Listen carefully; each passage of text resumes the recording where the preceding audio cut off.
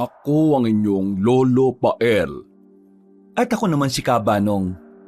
At ito ang aming kwento.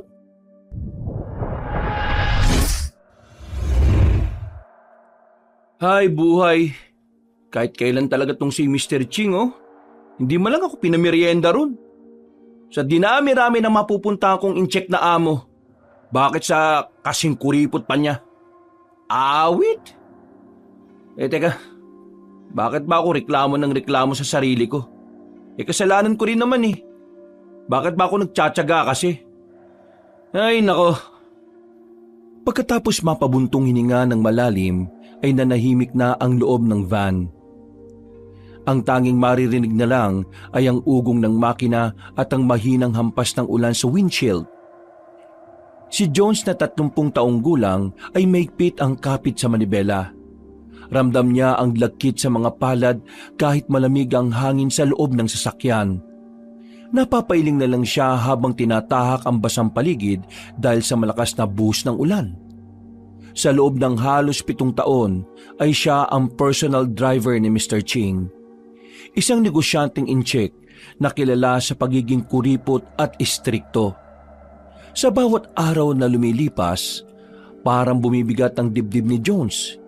Hindi dahil sa trabaho, kundi sa utang na halos hindi na niya mabayaran. 2 taon na mula nang umutang siya ng 100,000 kay Mr. Ching para sa ospital ng anak niyang si Jessa. Ngayon, kahit pahalos hindi na siya natutulog kakatrabaho, ay kalahati pa lang ang nababayaran niya sa utang. Lagi rin kasing may patong na interes. Kaya laging may dahilan ng among in-check para hindi siya tuluyang makawala. Paano ko ba mababayaran ng buo yung kupal na in-check na yun? Gusto ko na talaga makakawala sa kanya eh. Takasa ko na lang kaya tapos umuwi kami ng pamilya ko sa probinsya. Ay nako, ano ba itong naiisip kong kalokohan Baka mamaya kasuhan pa ako nung Mr. Ching na yun. Madamay pa yung asawa at anak ko. Patusin ko na kaya yung ino-offer ni Billy sa akin. Napakamot siya ng ulo habang ang tingin ay nasa daan. Ilang saglit pa ay muling sumagi sa isip niya ang usapan nila ng kaibigang si Billy. Hindi niya makalimutan ang tanong noon na isang matagal ng kaibigan at dating driver din sa kanila noon.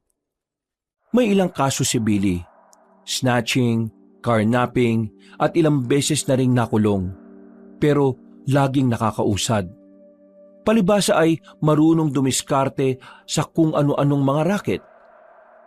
Jones, pare, gusto mo bang kumita na mabilis? Nako Billy, wag mo akong idadamay sa mga kalokohan mo Pamilyado akong tao pre.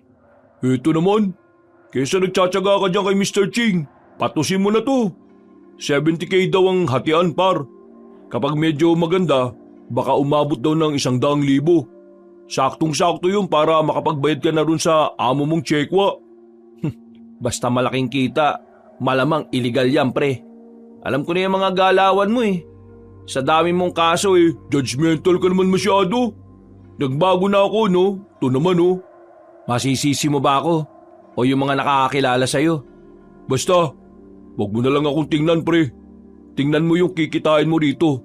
At nasisiguro ko sa'yo na hindi illegal to pre. Bakit ba kasi ako naisip mong kontakin? Ikaw lang yung natitira kong kakilala na mapagkakatiwalaan Saka, ikaw lang yung may sasakyan. Di ko naman sasakyan yun Sa amo ko yun. At saka, ano mo pagkakatiwalaan ka dyan? Baka ako na lang talaga ang kumakausap sa'yo sa dami ng niloko mong tao. Yang ka na naman Oo, sige na. Ano ba kasing gagawin? May kargamento lang tayong ihahatid. Saglit lang daw yun, sabi ng mga kontak kong magkakapatid. Sina Ramon, Rafi, tsaka Erwinia. Sigurado kong hindi ka sasabit. Promise, dahil maayos kausap yung mga yun O ano, palag-palag na ba? Pag-iisipan ko muna. Bilisan mo lang mag-isip-isip pre. Kasi baka makakuha na ng iba yung mga yun. Sayang naman. Bukas na yun ang hapon Matapos maalala ni Jones sa mga yon, ay napabuntong hininga na naman siya ng malalim. habang pinag-iisipang mabuti kung tutuloy ba siya o hindi. Maya-maya pa, pagka-uwi niya ay pumasok agad siya ng bahay.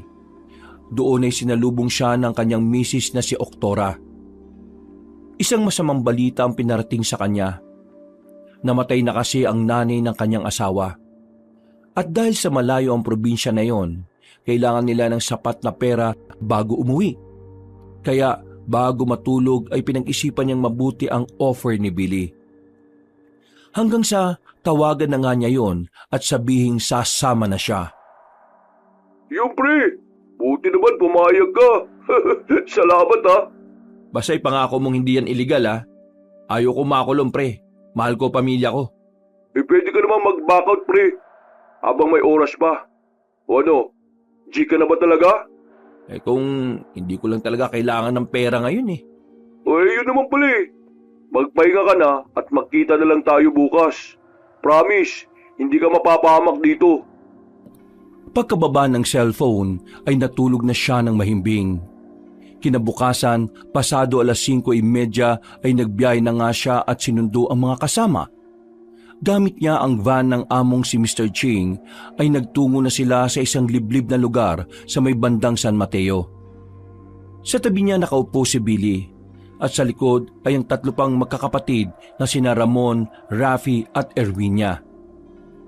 Nang tingnan niya ang bruskong maskuladong si Ramon, ang panganay sa 3, napansin niya kagad na mukhang sanay yun sa mga ganitong lakad. Pasimple niyang minasdan ng malaking peklat sa leeg ng nasabing lalaki at dito sa kanya lang din napansin na meron yung dalang baril. May kuminang kasi sa tagiliran noon ng tamaan ng ilaw. Si Rafi naman ay payat lang na laging nakangisi. Halatang halata rin na hindi gagawa ng maganda at parabang adik. Habang ang nag-iisang babaeng si Erwinia ay tahimik lang na hindi niya maisip na masasangkot sa kung anumang kalokohan na gagawin nila ngayon.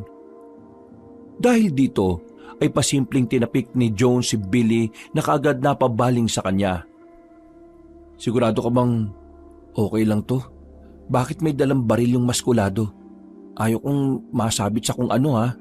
Billy, umayos ka ha. Relax ka lang pre. Mag-aatid lang tayo. Ilang oras lang talaga to. Tsaka isipin mo na lang. Tapos na ang problema mo kay Chekwa. At makakauwi pa kayo sa probinsya na may mga dalang pasalubong. O di ba? Hindi na nagsalita si Jones. Pero sa totoo lang ay gusto na talaga niyang umatras. Magkagayunman ay naiisip niya tuloy ang mukha ng asawa na gustong-gusto ring umuwi sa probinsya para madalaw ang namatay na nanay. Napabuntong hininga na lang siya ulit bago mag-focus sa pagdadrive. Dumaan sila sa isang bodega at kinuha na nga ni Ramon at Rafi ang may kalakihang kahon. Naiwan naman sa loob ng van sina Billy, Jones at Erwinia, kaya di nila nakita ang laman ng nasabing kargamento. Hindi na rin magawang mainspika ng driver ang isinakay nila dahil tila nagmamadaling magkapatid. Umalis na rin sila sa lugar na yon pagkalaon at tinungo ang sinasabing lugar ni Ramon. Pagkalipas ng lagpas 1 oras ay dumating sila sa isang lumang bahay sa gitna ng kakahuyan. Liblib na liblib talaga ang nasabing lugar. Madilim na ang paligid at mas lalong naging creepy ang pakiramdam niya dahil sa matinding katahimikan. At mahahalata na walang tao. Bago sila pumasok ay kinuha ni Ramon ng isang itim na sako sa compartment at inilapag sa lupa. Diyan may parada, Jones. Tapos, patayin mo yung makina. Bilis! Okay. Papatayin ko talaga yung makina? Magdidilim yung Oo! Bilisan mo na! Sinunod nga ni Jones ang utos ng bruskong lalaki. Pero habang pinapatay ang makina at ilaw, ay napansin niyang may maliit na pigil na iyak mula sa loob ng karton. Nagulat siya na parang nabuhusan ng malamig na tubig ang muka at napatingin sa malusog na lalaki. Billy, ano to? May narinig akong umiiyak sa loob ng kargamento. Ha? May tao ba ron? Ha? Oo, meron nga. Batang babae. Dalagitan na rin. Yan yung ihahatid natin. Ha? Anong... Sira ulo ka ba? Sabi mo sa akin kargamento ang dadalhin at hindi tao. Yan nga ang kargamento, pre. Pagkatapos naman ito bayad ka na. Sabi mo hindi to illegal, pre. Naman oh. Bakit ba kasi ako nagtiwala sa'yo eh? Ransom job to, Jones. Huwag kang parang babae kung umasta dyan, ha? Mayaman yung pamilya niya, kaya walang mangyayari sa babaeng yan. Ipapalit lang natin para sa pera. Pagkatapos nun, pwede na ba sa'yo yung 100,000 para manahimik ka? Hindi nakaimik si Jones. Nabutla siya sa mga narinig dahil alam niyang makukulong siya kung magkataon. Gusto niyang umatras at i-start na uli ang van para lumayo na sa lugar na yon. Pero bago pa siya makagalaw ay naramdaman na niyang nakatutok ang baril ni Ramon sa gilid ng ulo niya. Relax lang, Jones. Sumunod ka na lang. O gusto mong sumunod na sa mga nilagyan ko ng bala sa ulo? Ha? Oo, sige. Relax lang ako. Susunod ako. Alisin mo na yung baril sa ulo ko. Wala siyang nagawa kundi makiayo na lang sa mga nangyayari. Galit na lang niyang pinagmasdan si Billy, nanginingitian lang din siya. Ilang saglit pa, nang nakapalibot na silang lahat sa kargamento, ay binuksan na nga ito ng magkakapatid. At doon unang nakita ni Jones ang mukha ng dalagita. Si Molina na 13 anyos, maputi, mahaba ang buhok, ngunit ang mga mata ay tila walang bakas ng takot o pagluha. Parang ang natutuwa pa yon na makita sila. Kaya nagtaka siya.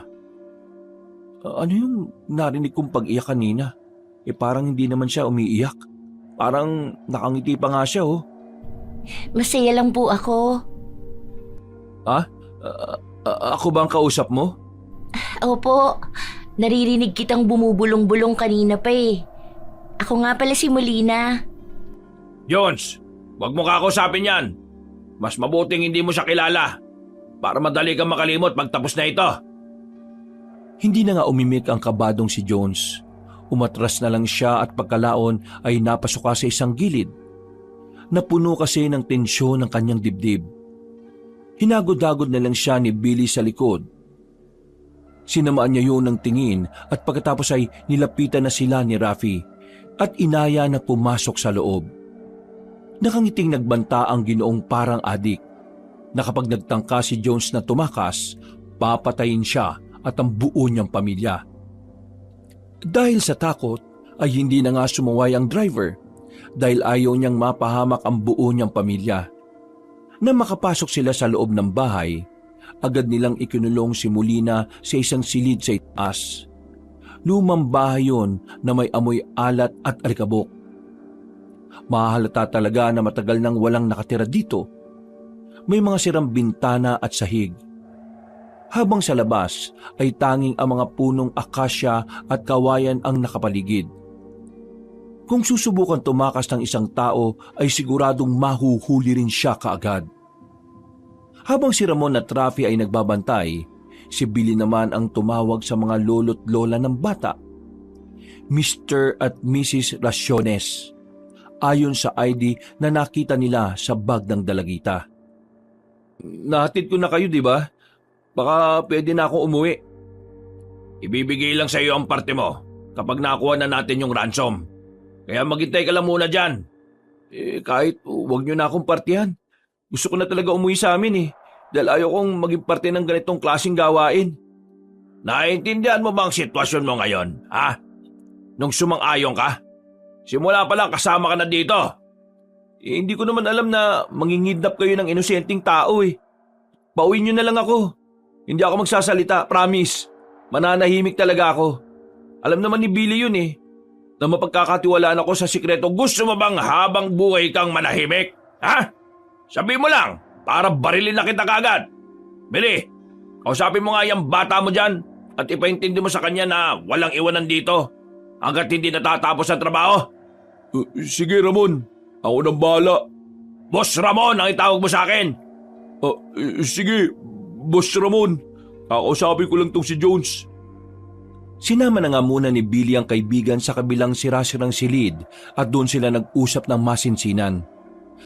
Galit na galit si Jones sa ginawang panloloko sa kanya pero wala naman yung magawa. Nagtalo pa sila pero sa huli ay nakumbinsi na rin ang driver na manatili dahil natatakot siya baka siya ang unang mapatay. Pagbalik nila ay nagyaya na ang magkakapatid na puntahan si Molina sa silid kung saan yun nakakulong. Pagpasok nila roon ay tahimik lang ang dalagita na pangiti-ngiti at walang ginagawang aksyon para makatakas. Dito pa lang ay medyo nagduda na si Jones. Para bang may kung anong kakaiba sa nakinap nilang babae. Erwinia, ibigay mo na yung cellphone kay Billy para matawagan na yung pamilya nitong isda. Para makauwi na tayo pare-pareho kung maging mabilis ang transaksyon na ito. Pagkabigay ni Erwina ng cellphone ay nagdial nga kagad ang malusog na lalaki. Si Ramon at Rafi naman ay nakaantabay lang. Habang si Jones ay nangangati pa rin ang mga paa na makatakas na may halong pag-aalala para sa kaligtasan pati ng kanyang pamilya. Nag-loudspeaker si Billy habang nagriring ang cellphone. Ilang saglit lang ay meron na kagad sumagot dito kaya tila nagkusa ng manahimik ang paligid. Hello? Magandang gabi ho. Magandang gabi rin. Sino to? Sa Raciones Residence ba ito? Oo, eto nga. Bakit ba? Sino sa mga Raciones ang kausap ko ngayon? Si Ian Raciones to. Teka, sino ba itong kausap ko ha? Kung manloloko na naman to, wala kang mapapala. Makinig ka sa akin, Sir Ian. Nasa amin ang apo ninyong si Molina. Kung gusto niyo makuha siya ng buhay, maghanda kayo ng 2 milyong piso. Ha? Ano? Hoy, loko-loko ka ba? Ha? Gusto mo ba na marinig ang boses ng apo mo? Sige, parinig. Inilapit nga ni Billy ang cellphone kay Molina. Tinutukan naman siya ni Ramon ng baril at sumenyas na magsalita. Dahil dito ay nagsusumigaw ang dalagita na pakunwaring natatakot. Si Jones lang ang nakapansin na parang may kakaiba talaga sa nakidnap nila. Parang may hindi tama siyang nararamdaman. Pero hindi niya lang matukoy kung ano. Inilayo na ang gadget at bumalik sa pakikipag-usap ang malusog na lalaki. Pero nagulat silang lahat dahil sa halip na matakot ang nasa kabilang linya ay humalakhak lang yon na parang walang bukas. Hoy, matanda ka. Nabaliw ka na ba? Ha? Bakit natawa ng tawa? Nasa alanganin ng apo mo. Pasensya na. Hindi ko lang talaga mapigilang matawa. Hindi kami nakikipaglukuhan sa'yo, tanda. Kung gusto mo pang makita ang buhay ang apo mo, sundin mo ang sinasabi namin. 2 milyon kapalit ng buhay niya. Ilan ba kayong nandyan ngayon? Tanga ba kami para sabihin yun? Ha? Ikaw naman, nagtatanong lang eh. Akin na nga yung cellphone. Ay tanda, ang akala mo ba nakikipagbiruan kami sa'yo? Kapag hindi mo binigay ang hinihingi namin sa loob ng 24 oras, bangkay mo nang makikita itong apo mo. Pero, etong tandaan mo bago siya mamatay, sinisiguro ko sa iyong makakaranas muna siya ng hindi maganda at pagsisisihan mo yun habang buhay. Dodoblehin ko. Ano? Dodoblehin mo yung pera? Hindi ko lang dodoblehin, kundi titriplehin ko pa. Ayos! Mabilis ka naman palang kausap Titriplehin ko ang 2 milyon kapag nagawa niyong patayin ang babaeng yan. Sa sobrang pagkagulat ay walang nakapagsalita sa kanila. Napatingin lang ang lahat sa inosenteng mukha ni Molina na parang nakangiti lang sa kanila. Kahit si Jones ay tila sobra-sobrang pagtataka dahil sa sinabi ni Ginoong Ian. At dahil doon ay mas lalong tumindi ang kakaibang kutob niya para sa dalagita. Narinig mo ba ang sinabi ko? Kapag napatay niyo ang apo ko, magkakaroon na kayo ng 6 na milyon. Baliw ka ba? Ipapapatay mo na sa amin ang apo mo? Kesa tanong ka ng tanong, bakit di mo gawin ang sinasabi ko? Kapag nadalo niyo sa akin ang ulo niya, ibibigay ko kagad ang pera. Baliw ka na ba? Sigurado kong nasa liblib na lugar kayo. Kaya huwag niyo nang patagalin pa ang oras dahil kapag lumalim na ang gabi, siguradong kawawa kayong lahat. Hindi na nagawang makasagot ni Ramon dahil nag-drop call na ang nasa kabilang linya. Sinubukan nilang tawagan ulit si Ginoong Ian pero hindi na nila makontak pa. Nagkatinginan na lang sina Ramon, Rafi, Erwinia at Billy sa isa't isa habang punong-puno ng pagtataka. Si Jones naman ay nakatuon pa rin ang atensyon sa dalagita na parabang sinusuri niya ang buong pagkatao nito. Tama ba yung narinig ko? O nabibingi lang ako, boss? Malinaw naman, di ba? Patayin daw natin tong apo niya at magkakaroon tayo ng 6 na milyon? Nanggagago lang tong matandang to eh. Kapag dinala natin ang ulo ng apo niya sa kanya, siguradong mahuhuli tayo ng mga pulis. Eh anong gagawin natin? Di ko alam. Hindi ko napaghandaan yung ganitong sitwasyon eh. Paano hindi mo alam? Paano na yung pera natin kung nagkataon? Wala tayong makukuha at wala rin bala tayong mapapala. Gawin na lang natin yung gusto ng Mr. Ian. Patayin natin tong apo niya. Tapos, dali natin dun. Eh di gawin mo. Para makulong ka ulit. Bakit hindi na lang po ganito ang gawin natin? Natigilan na naman ang lahat at napatingin kay Molina na nakangiti na naman. Si Jones ay mas lalong tumindi ang kutob habang patuloy na inoobserba ng kilos ng dalagita. Maraming tumakbong tanong sa isipan niya dahil alam niyang meron talagang kakaiba. Bakit hindi natakot ang pamilya niya? Saka, bakit parang mas natutuwa pa yung matandang lalaki? Anong meron sa babaeng to? Kanina pa rin siya pangiti-ngiti. Ay, kakaiba talagang pakiramdam ko sa kanya. Sasabihin ko na po sa inyo ang totoo kung bakit gusto kong ipapatay sa inyo ni Lolo. Alam niya kasing uuwi rin naman ako pagkatapos ng gabing to eh. Anong ibig mo sabihin, bata ka? Paano ka makakauwi? Papatayin ka na nga namin eh. Bakit hindi na lang po tayo maglaro ng tagu-taguan? Ako po yung taya tapos kayo po ang magtatago. Ikaw ang magtago dahil kapag nahuli kita, siguradong yari ka sa akin. Bakit hindi mo pa po ako yariin ngayon? Yung mga katulad mo pa naman po ang mga tipo kong lalaki. Habang pinakikinggan ni Jones ang pag-uusap nila, ay parang nagiging kakaiba ang boses ni Molina para sa kanya. Siya lang sa kanilang lahat na naroon ang nakakarinig ng maladyablong boses ng dalagita. At dahil sa patuloy na pagbubuyo, ay nagtangka nang lumapit ang makapatid na Ramon at Rafi pero pinigilan sila ni Jones. Huwag kayong lalapit sa kanya. Hindi siya normal na tao. Napatingin silang lahat ulit kay Molina. At sa unang pagkakataon ay nakita nilang lahat ang mga mata ng dalagita na biglang namula. Kumislap yon habang tila humingiti ng makahulugan na parang nagbabadya ng matinding panganib. Sa isang iglap ay tila ba bumigat ang ihip ng hangin sa loob ng lumang bahay. Pero hindi nakinig si Rafi sa babala ni Jones. Punong-puno ng pagnanasa siyang lumapit sa dalagita. Teka lang, Rafi. Makinig ka sa akin. Huwag mo siyang lapitan. Pakiusap! Tumawa lang din si Rafi habang silang lahat naman ay nakatanga. Halata sa bawat pagkilos ng malaadik na lalaki ang tila pagkahibang. Ang mga mata niya ay sabik na talaga sa pagnanasa. Kanina pa talaga kasi siya nagtitimpi. At ngayon nagkakagulo sila ay inakala niyang pagkakataon na yon para magpakasawa sa babaeng kanilang kinidnap. Hindi pa tuluyang nakakalapit si Rafi nang biglang may mabilis na nangyari. Nakita nila ang ngiting abot tenga ni Molina. Pagkalaon nang mag-angat siya ng ulo, ay doon nila napagmasdan ang kakaiba niyang itsura. Mas lalong nanlilisik at namumula ang mga mata. Halika rito, Kuya Rafi! Lumapit ka!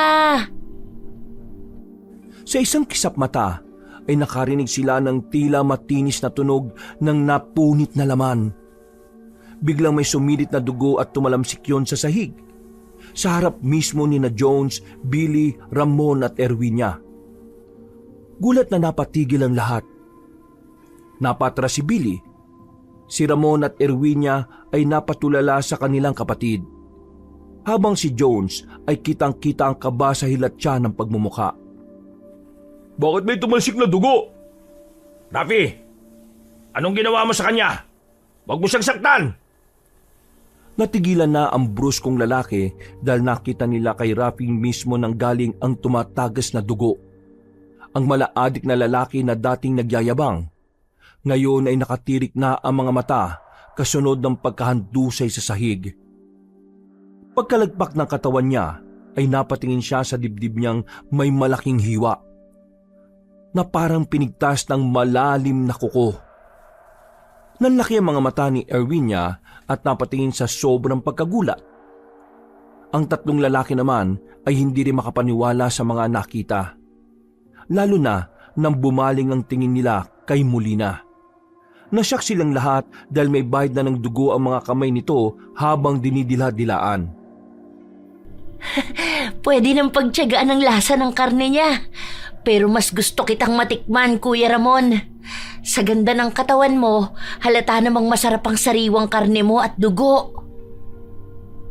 Habang natitigilan ng lahat, ay dahan-dahang inilabas ni Molina sa bibig ang isang bagay. Ang piraso ng laman na galing sa dibdib mismo ng nakahandusay na si Rafi. Ngumiti siya pagkalaon habang pinagkikikiskis ang mga palay na may bahid na ng dugo. Ang init ng dugo niya at medyo manamis-namis. Hindi ko akalain na ganun ang lasa kahit na mukha siyang adik ah. Pero tama nang natikman ko na siya. Ngayon, ikaw naman, Kuya Ramon. Etong tikman mo sa akin, baliw! Dali-daling naglabas ng baril ang bruskong lalaki at sunod-sunod na pinaputukan ang malahalimaw na dalagita. Umalingaw-ngaw sa buong silid ang putok ng baril pero ni isa sa mga ito ay walang tumama. Tumalon si Molina at mabilis na kumilos na parang mabangis na hayop. Kitang-kita nilang lahat kung paano siyang kumapit sa mga dingding at nagpatalon-talon paikot-ikot sa kanila. Habang nakatanga si Billy, Jones at Erwinia ay hindi naman nagpaawat si Ramon sa pagsugod. Kinuha niya ang lumang tomba-tomba sa isang gilid at saka to hinagis kay Molina. Pero katulad ng bala ng baril ay naiwasan niyo ng dalagita. Kaya muling nagpaputok ang bruskong lalaki na punong-puno ng paggigigil. Pagkalaon ay tumingin siya sa mga kasama na hindi pa rin makapaniwala sa mga nasaksihan. Erwinia, kunin mo si Rafi, bilis! Kayo namang dalawang lintik kayo. Tumulong kayo mga siraulo! Pero bago pa makakilos si Billy at Jones, sa isang kisap mata ay nagtungo na si Molina sa bintana. Sumulyap siya sa lahat at ngumiti bago tuluyang tumalon palabas. Hindi kita matatakasing alimaw ka! Dumungaw nga sa bintana si Ramon at balak pa niyang sundan sa labas si Molina. Pero natigilan na siya dahil sa sigaw ni Erwinia. Dali-dali ngang lumapit ang bruskong lalaki sa kapatid nilang nakahandusay na naghihingalo. Umiyak-iyak pa ang babaeng kapatid habang pinipigilan ang pagtagas ng masaganang dugo sa dibdib ni Rafi. Si Billy naman ay natulala at hindi pa rin makapagsalita matapos ang mga nakita. Lalabas sana siya ng bahay habang hawak ang cellphone pero pinigil siya ni Jones. Mamamatay ka kapag lumabas ka rito, Billy! Anong ibig mo sabihin? Nakita mo naman yung ginawa niya kay Rafi, di ba? Hindi siya ordinaryong tao. Isa lang siyang inosyenteng dalagita. Hindi niya magagawa yan sa kapatid ko. Yung ganong itsura, sasabihin mong ordinaryong dalagita? Nakarinig na ako ng tungkol sa kanya sa probinsya ng asawa ko nung huli kaming umuwi. Aswang ang babaeng yun, hindi siya tao. Anong aswang ang pinagsasasabi mo? Kakanood mo yan ng pantaserye eh. Paniwalaan mo man ako o hindi, totoong sinabi ko. Saka, nakita mo naman di ba kung paano siya magtalon-talon sa dingding? Ngayon, naiintindihan ko na kung bakit natawa lang si Mr. Ian nung nalaman niyang kinidnap niyo yung apo niya. Kaya niya rin tayo hinamon na triple ng pera kapag napatay natin ang babaeng yun eh. Dahil halimaw si Molina. Walang ya. Umalis na tayo rito. Ayaw ko na rito. Natigilan na sila nang muling sumigaw si Erwinia. Paano kasi ay nag-agaw buhay na talaga si Rafi. Lumapit si Ramon para akayin ang kapatid pero unti-unti na ngang bumagal ang paghinga nito. Tumawag na tayo ng pulis. Tatawag na ako ng pulis bago pa tayo patayin lahat ng halimaw na yun. Baliw ka ba? Tatawag ka ng pulis? Gusto mo ba na mahuli tayong lahat? Mas okay na ako mabulok sa kulungan kaysa mamatay sa aswang o kung anumang halimaw na yun. Akin na yung cellphone mo! Akin na yan! Mabilis na kinuha ni Ramon ang gadget at saka ito tinapak-tapakan hanggang sa masira. Halos manlumo naman si Billy sa takot dahil sa ginawang to ng bruskong lalaki. Yan! Wala nang tatawag sa pulis! Bakit mo sinira yung cellphone ko? Mamamatay tayo lahat dito. Papatay tayo ng aswang na yun. Gusto mo bang unahin na kita, ha? Akong pumatay sa'yo para hindi ka na mahirapan. Papuputukin ko na lang tong baril ko sa ulo mo. Tama na yan. Pakiusap.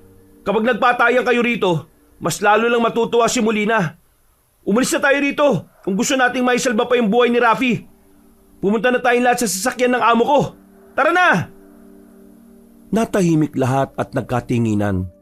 Nagkasundo nga sila na umalis na sa lugar na yon at wala na silang inaksayang oras.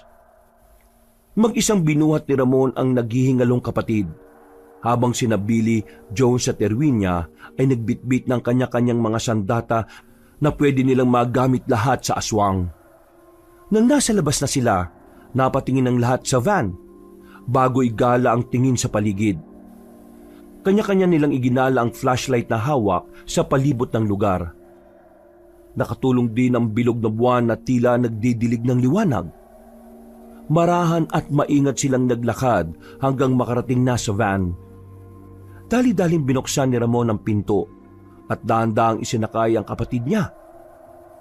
Papasok na ang lahat na makarinig sila ng kakaibang alulong mula sa hindi kalayuan. At mula sa hindi kalayuan, mula sa pinanggagalingan ng nasabing alulong, nakakita sila ng magkapares na namumulang mga mata. Muling umalingaw-ngaw ang alulong ng halimaw sa paligid kaya kinabahan ng lahat. Nandiyan na yung aswang! Ako nang maunang sumakay! Sa pagmamadali ay tinulak ni Billy si Ramon. Nawalan yun ng balanse at natumba. Napahawak siya sa paa na naghihingalong si Rafi na nakahiga na sa upuan kaya nahatak tuloy yun palabas. Sabay silang napandusay sa sahig habang si Erwinia ay takot na nakatanga lang. Si Jones naman na nakaupo lang sa driver's seat ay sinususian na ang van ay muling lumabas para tumulong. Nang aalalay na siya kay Ramon at Rafi ay saka lumitaw si Molina na nagtatago sa dilim kanina. Sa unang pagkakataon ay doon nila nakita ang itsura nito bilang isang mapaminsalang aswang. Ganun pa rin ang taas niya pero gulo-gulo na ang buhok na parang isang bruha. Ang mga mata niya ay namumula ng husto at nanlilisik na parang papatayin sa pamamagitan lang ng tingin. Ang noon niya ay tila may bukol-bukol na parang may kung anong kumikislot-kislot mula roon. Pagngiti niya ay umusli ang matutulis at mahabang mga ngipin na parang pako. Nabanat ito hanggang tenga kaya lalo siyang kinatakutan. Ang pinaka nakakagulat sa lahat ay nang lumitaw ang mahaba nitong dila na umabot sa sahig. Doon nila nakita ang dulo nitong pabilog na parang may mga tinik-tinik. Habang papalapit sa kanila ay kinikiskis ng aswang ang mga kuko niya sa lupa. Nakangiti yun na parang tuwang-tuwa silang pinagmamasdan na takot sa kanya. Halimaw! Halimaw! Tulungan mo ako rito, Billy! Hatakin natin si Ramon, bilis! Bahala kayo dyan! Takot na lumabas ng van si Billy at dali-daling bumalik sa loob ng sirasirang bahay. Dahil dito, naiwan na lang sina Jones, Erwinia kasama si Ramon na nadagdagan pa rin ng agaw buhay na si Rafi. Nang nakabuelo na ang kamay ng bruskong lalaki, ay dali-dali niyang itinulak ang nakadagang kapatid. Tumayo siya kaagad pero nagulat sila sa sumunod na nangyari. Sobrang lapit na pala sa kanila ni Molina. Mabilis na naman ang mga sumunod na pangyayari. Kitang-kita nilang tatlo kung paano nag-stretch ang dila ng aswang katulad ng sa palaka. At ang matinik na pabilog na nasa dulo nito ay bumaon ulit sa dugo ang dibdib ng nakahandusay na si Rafi. Sa isang kisap mata ay hinigit ng halimaw ang nasabing katawan. Napasigaw naman si Erwinia sa takot habang si Ramon ay binunot kagad ang baril at nagpaputok ng ilang beses. Pero sa kasamaang palad ay nakaiwas na naman ang nakakatakot na nilalang. naubos na rin ang bala ng baril. Sige, mamaya, kapag napagsawaan ko na. Ayop ka! Ibalik mo ang kapatid ko! Papatayin kita, halimaw ka! Tangan ng lantang gulay na katawan ni Rafi ay umatras at nagtago sa dilim si Molina. Binalak siyang sugurin ni Ramon pero umawat na sina Jones at Erwinia. Bakit niyo ako pinigilan? Mamamatay ka rin kapag sumunod ka doon. Bumalik na muna tayo sa loob ng van. Umalis na tayo rito. Hayaan niyo ako! Mga buwisit! Natigilan na si Ramon nang umiiyak na sumigaw si Erwinia. Doon ay tila nahimasmasan siya at sumunod na lang kaagad papasok sa loob ng van. Nambubuhay na ni Jones ang makina ng sasakyan. Ganun na lang ang gulat niya dahil wala na roon ng susi. Oh, ano bang hinihintay mo? Bandarin mo na tong van! Nawawala yung susi eh. Iniwan ko lang dito yun. Walang iyang bondat to ah. Siya siguro ang kumuha nun.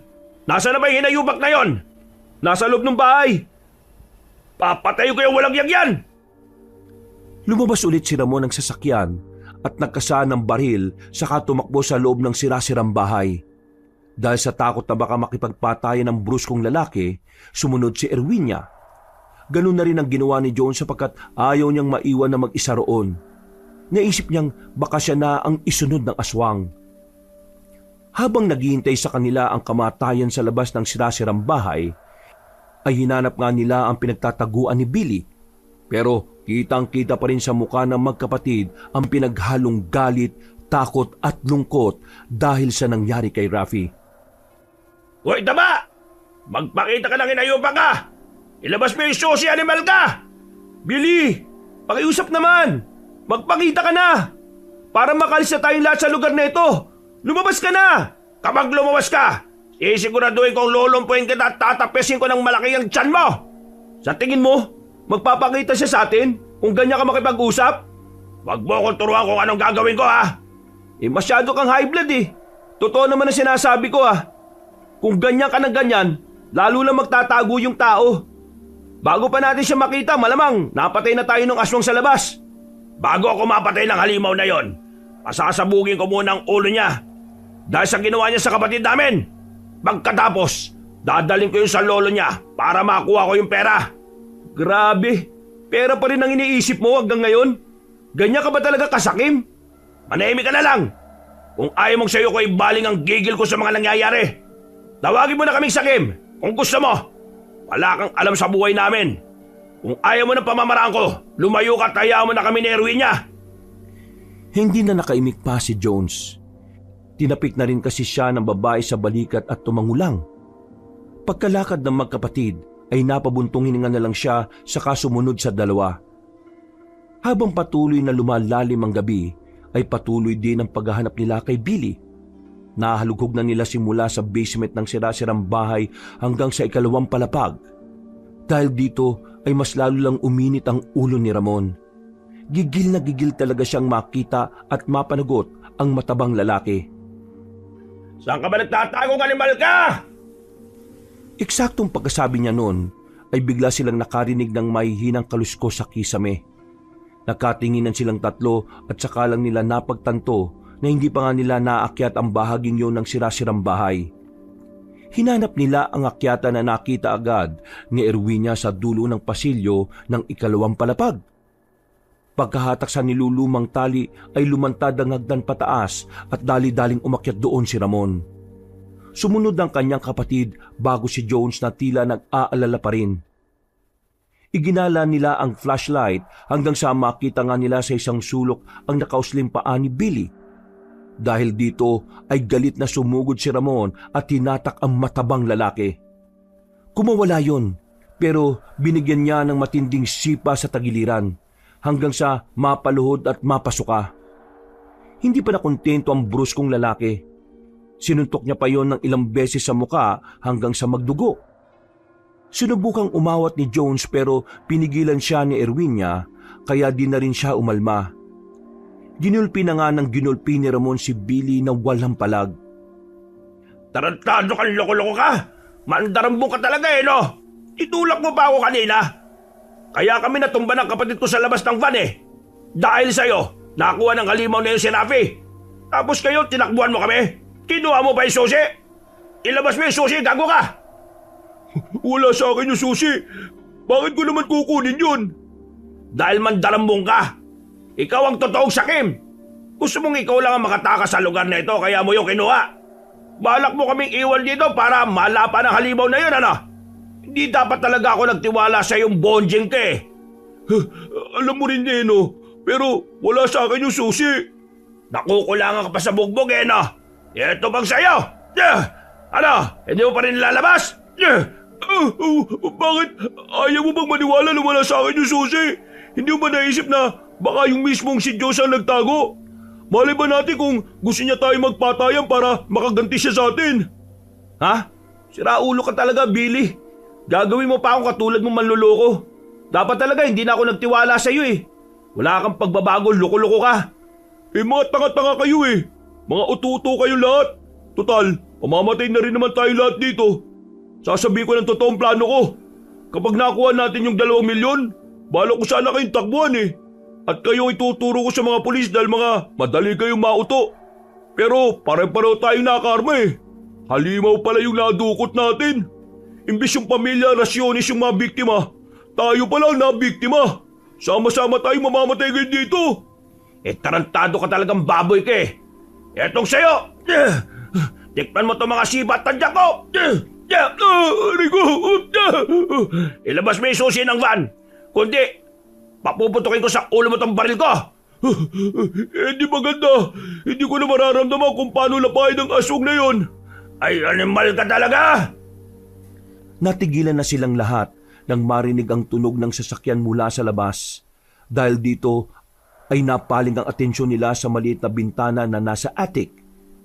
Ganun na lang ang gulat nila nang nasa driver's seat na si Molina na nasa anyo pa rin ang pagiging aswang. Tumingin yun sa kanila na tuwang-tuwa pa. Pagkatapos ay muli nitong pinatay ang makina at ipinakita ang susi. Naririnig ko kayong kanino pa nagtatalo-talo kung nasan yung susi. Kaya heto, hinanap ko at nakita ko nasa ilalim ng upuan. Malamang nahulog to. Mabuti na lang at tinuruan ako noon ng mga tauhan ni Lolo at Lola kung paano magmaneho. Masubukan nga.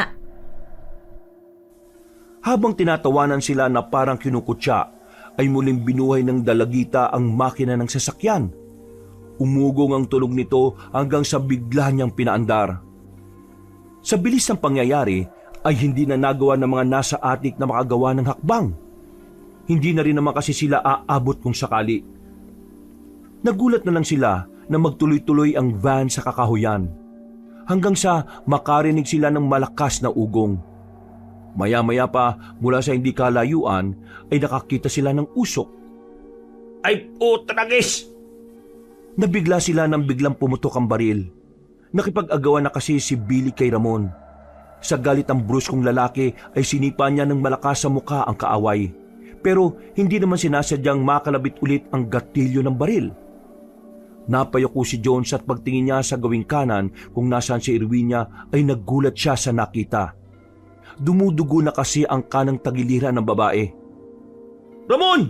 Tinamaan si Erwinia! Erwinia! Sinamantala ni Billy ang pagkakataong nakabaling ang atensyon ni Ramon sa kapatid na babae.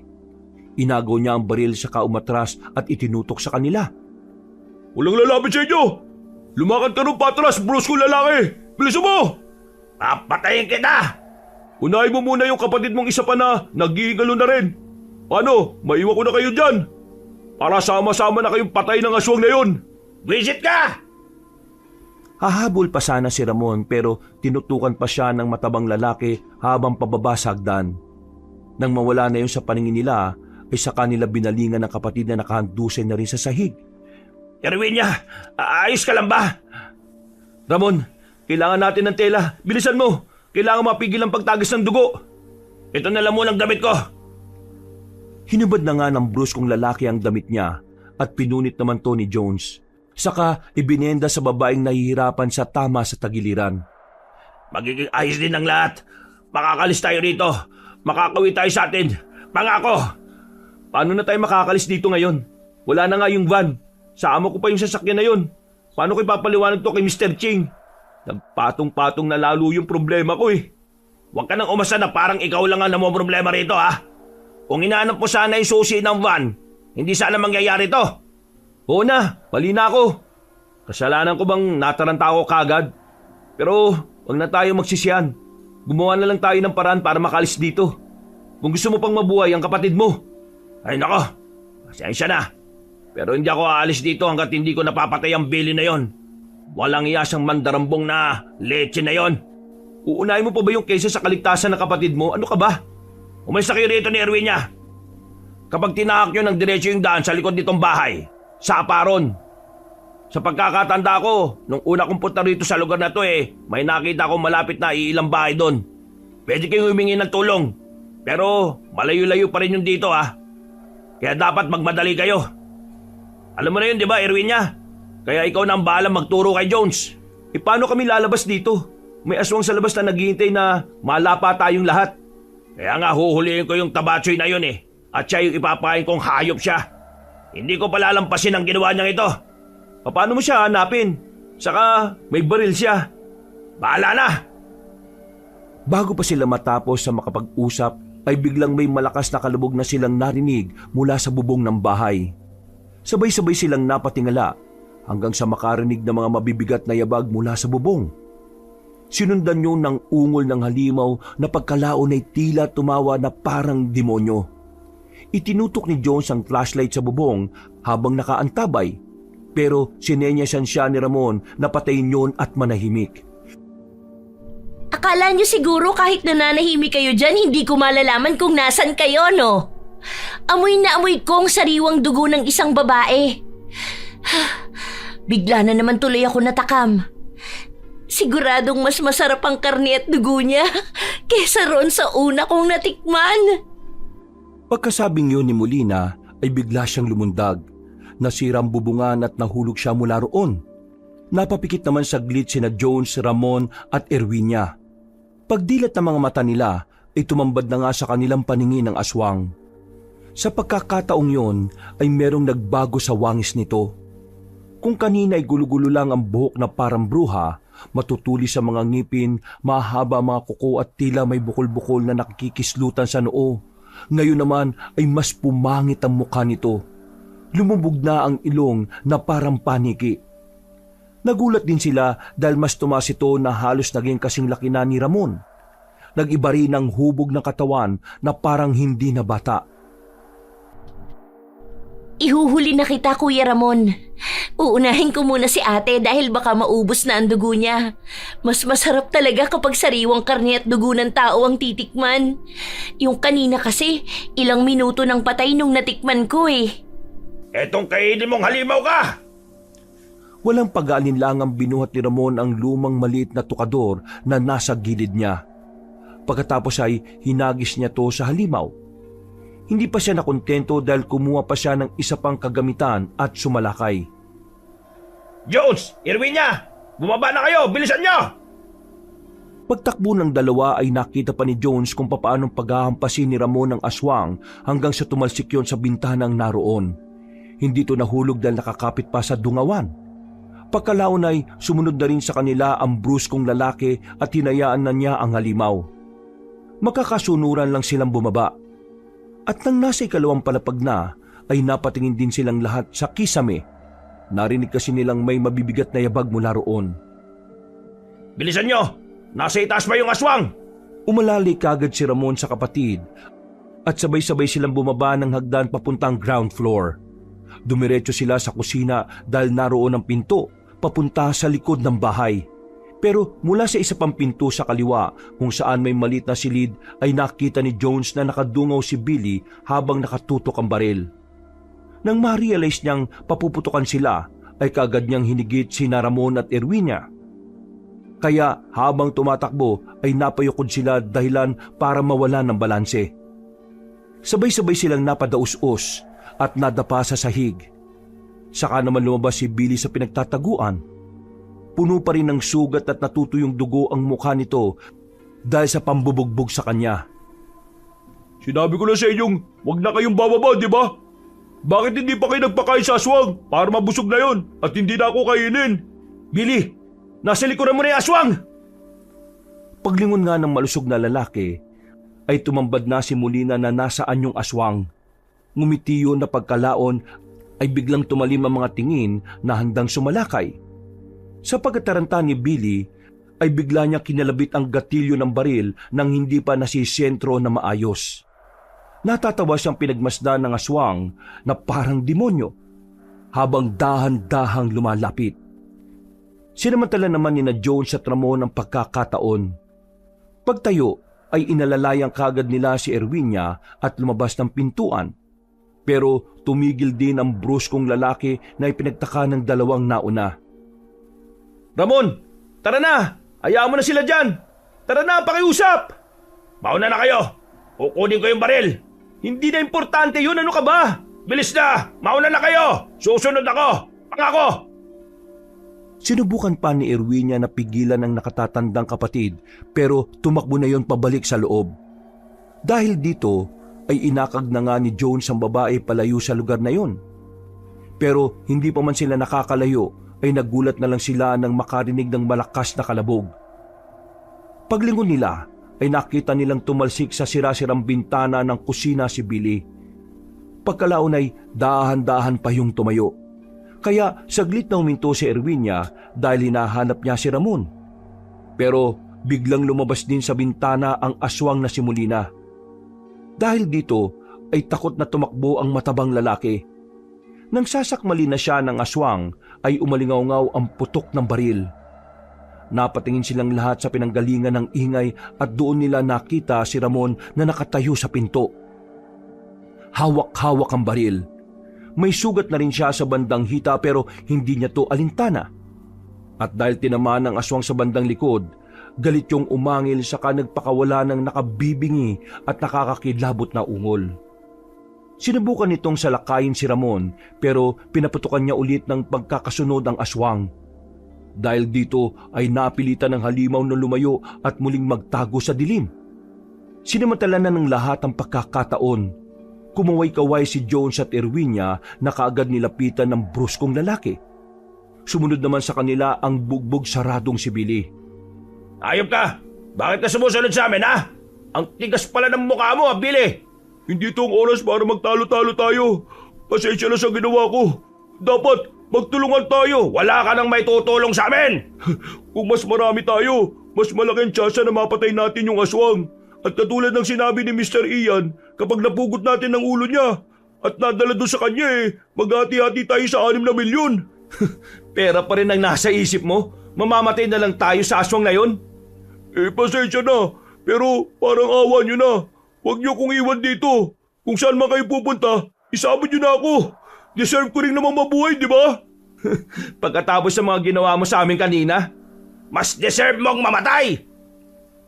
Tinutukan na ng baril ni Ramon ang ulo ni Billy.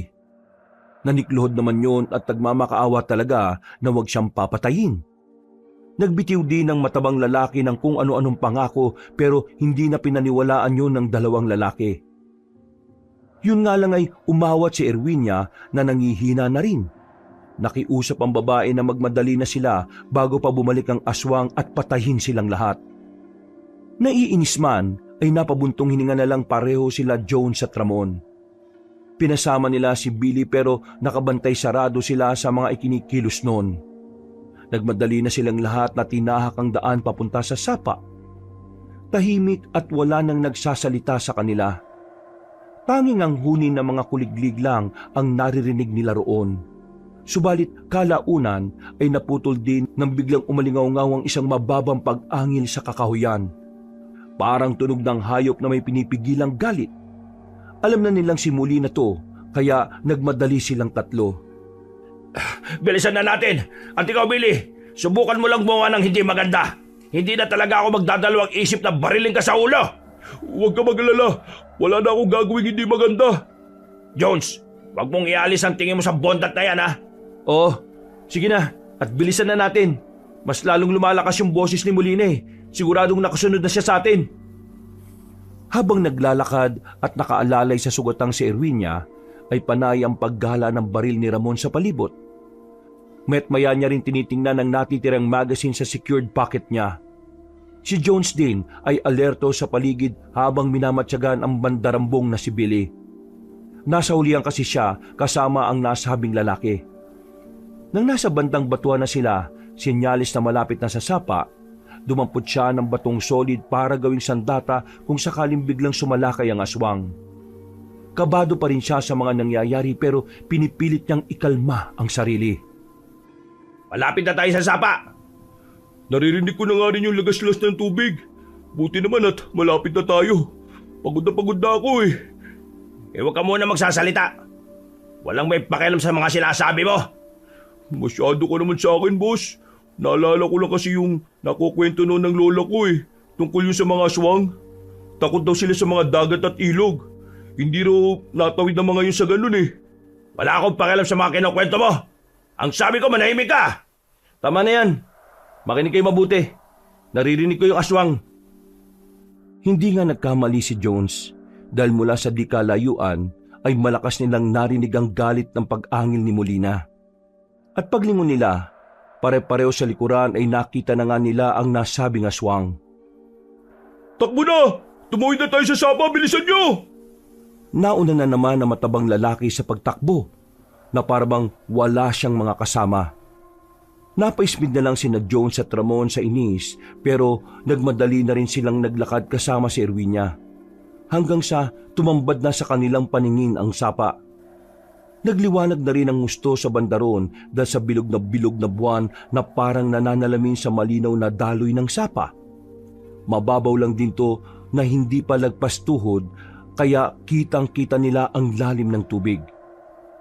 Nanguna na nga tumawid sa kabila si Billy na sinundan lang nila at maya-maya pa nga ay nandun na nga rin sa likuran nila si Molina. Bilisan nyo na! Nasa likod nyo na siya, bilis!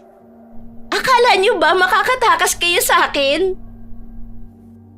Pagkasabing yun ni Molina ay meron siyang inihagis. Lumagpak yun sa harapan ni na Jones, Ramon at Erwinia. Nang makita nila ang gutay-gutay na katawan ni Rafi ay natigilan sila. Napasukan naman ang babae dahil hindi niya kinaya ang sinapit ng kapatid.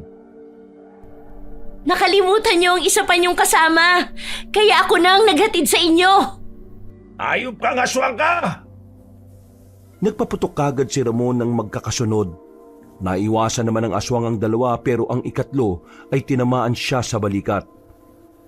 Napaangil ang halimaw pero hindi yun natinag.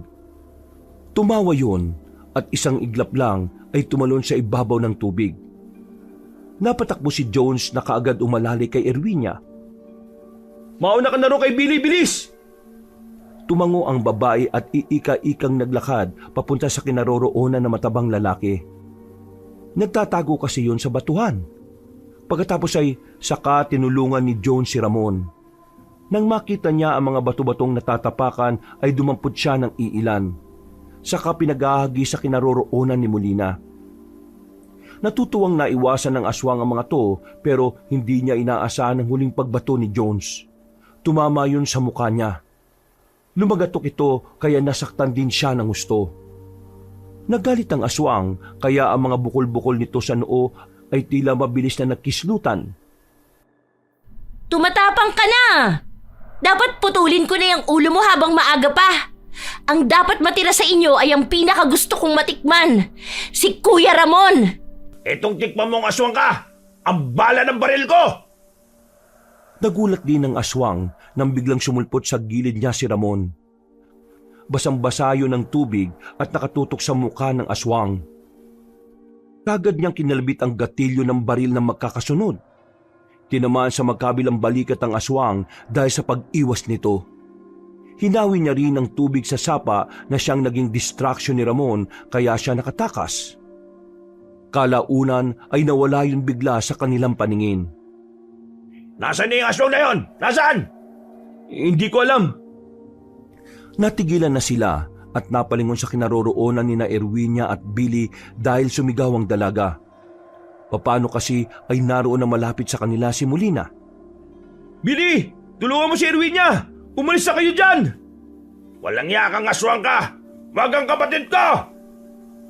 Sabay na tumakbo sina Jones at Ramon papunta sa kinaroroonan ng dalawa. Nagpaputok din ng ilang beses ang bruskong lalaki pero naubusan na siya ng bala. Dalawa na lang din ang natitira niyang magazine kaya kinuha niya ang isa pa. Layuan mo si Erwinia! Layuan mo, kapatid ko! Tumalon ulit ang aswang at lumayo sa takot na muling matamaan ng baril. At ilang saglit pa ay dumiretso siya pasalakay sa dibdib ni Jones. Dahil dito ay natumba ang lalaki sa tubig ng sapa. Malulunod na sana siya pero to the rescue na naman si Ramon. Nagpaputok ulit yun pero nakailag na naman ang aswang at siya naman ang sinalakay. Nakaiwas din ang bruskong lalaki pero hindi niya inaasahan ang sunod na pag-atake. Tinamaan tuloy siya sa braso dahilan para mabitiwan niya ang baril. Tumilapon yon palapit sa kinaroroonan ni na Erwinia at Billy. Iuhuli na sana kitang tikman pero hindi na ako makapagpigil pa. Ikaw na lang ang uunahin ko para hindi na ako mahirapan sa mga kasama mo mamaya. Nang muling sumugod si Molina, ay saka naman nakatsyempo si Jones. Kinuha niyang inaagos na kahoy at buong puwersa ng hinampas sa aswang. Sapul na sapulang kalaban na tumilapon sa hindi kalayuan. Pagkalaon ay tinayo niya kagad si Ramon na nakahawak sa brasong nasugatan. Nasaan na yung baril ko? Wala na tayong oras. Baka bumalik pa yung aswang. Tara na! Visit naman oh. Puro kamalasan to ah. Tara na! Tumakbo na nga silang palapit sa kinaroroonan ni na Erwinia at Billy. At habang nagmamadali, ay hindi nila namalayan ang sunod na ginawa ni Molina. Katulad ng ginawa ng aswang kay Rafi, gamit ang kakaiba niyang dila na may pabilog na tinik-tinik sa dulo, nag-stretch na naman yon at eksaktong papunta kay Billy. Nang makita yon na matabang lalaki na siyang hihigitin ng dila ng aswang, ay dali-dali siyang umiwas at itinulak si Erwinia. Bumaon ang pabilog na dila sa dibdib ng babae. Napatingin pa siya sa nakatatandang kapatid habang inaabot ang kamay pero huli na ang lahat. Pagkatagas ng dugo sa kanyang dibdib at bibig ay mabilis na siyang hinatak ng dila papunta sa dilim. Erwinia! Erwinia! Huwag ang kapatid ko! Huwag ka nang sumunod, Ramon! Wala na siya! Wala na si Erwinia! Bitiwan niyo ako! Pupuntahan ko ang kapatid ko! Bitiwan niyo ako! Pero eksaktong pagkatapos niyang sabihin yon, ay narinig na nila ang malakas na pagsigaw ng nagmamakaawang si Erwinia. Kalaunan ay humina yon ng humina hanggang sa mawala na ng tuluyan. Ang sumunod na lang nilang narinig ay ang alulong ng aswang na tila tuwang-tuwa sa mga naganap. Dahil sa nangyari ay galit na napatingin si Ramon kay Billy na gulat din. Hindi ko sinasadya. Nagulat ako eh. Papatayin kitang gago ka! Tinulak mo ang kapatid ko sa halip na umiwas kayo pareho! Papatayin kita! Papatayin kita! Umalingaw-ngaw ang tunog ng baril at tinamaan nito sa tiyan si Ramon.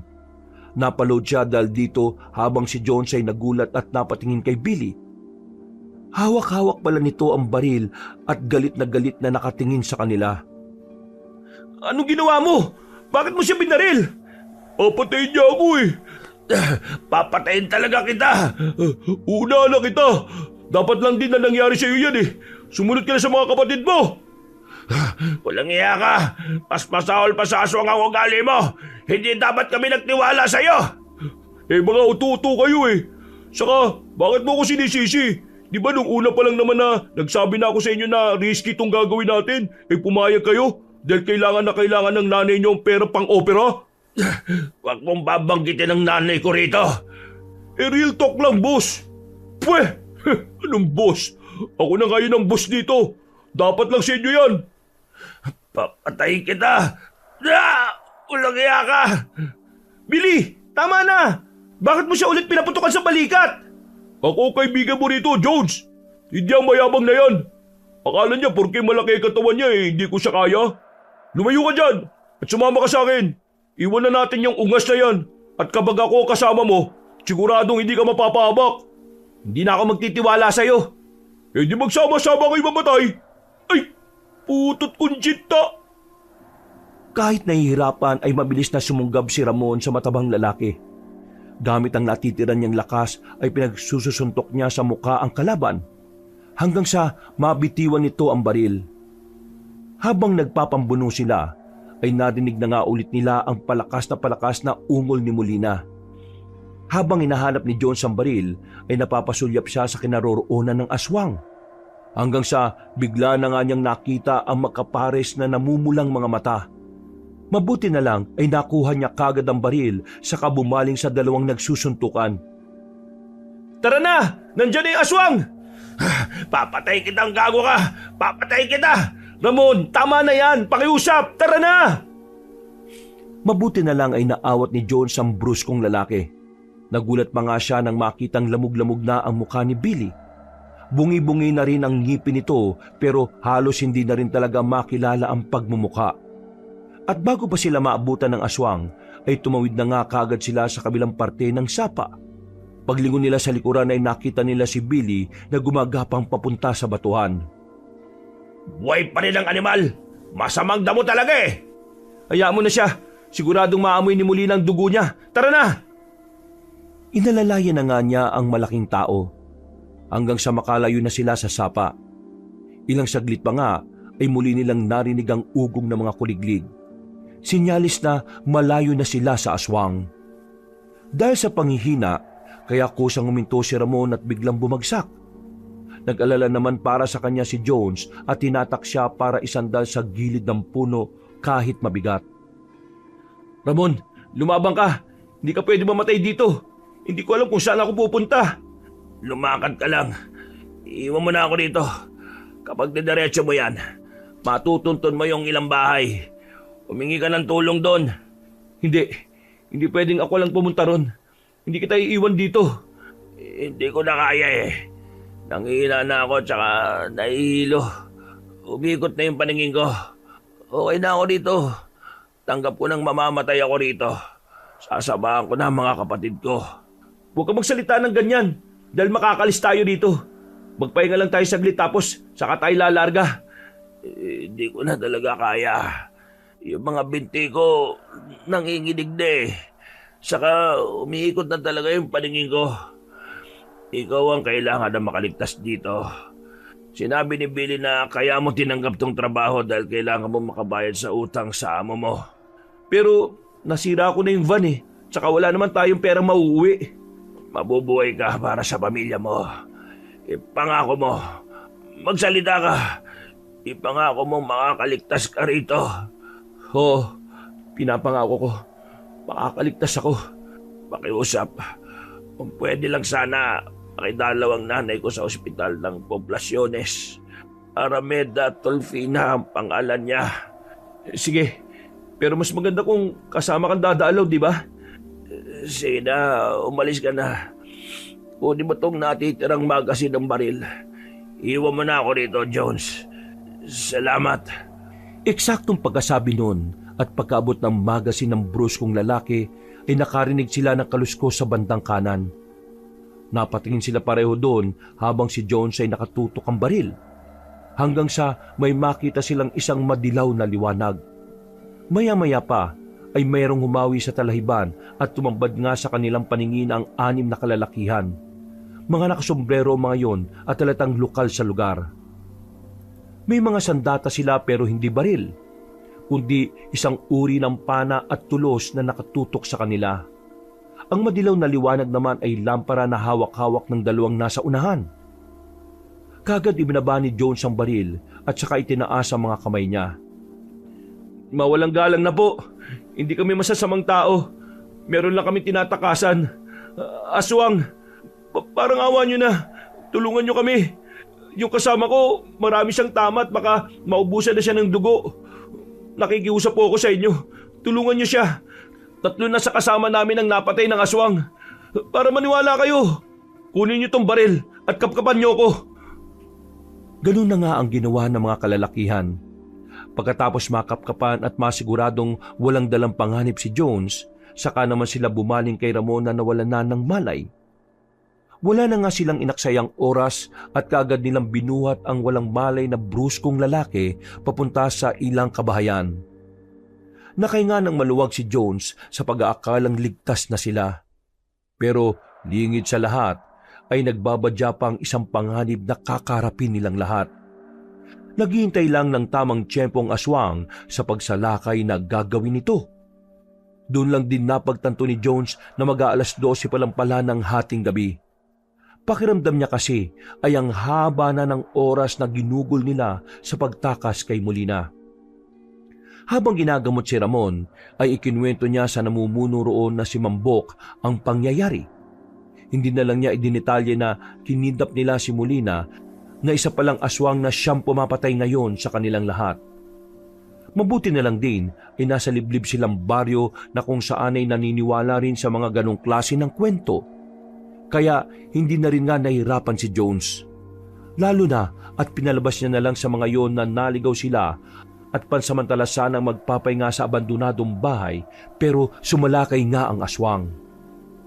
Matapos malaman ni Mambok ang kwento, pinagandaan niya kaagad sina Mateo, Marcos, Juan, Lucas at Pedro na magmatsyag sa palibot.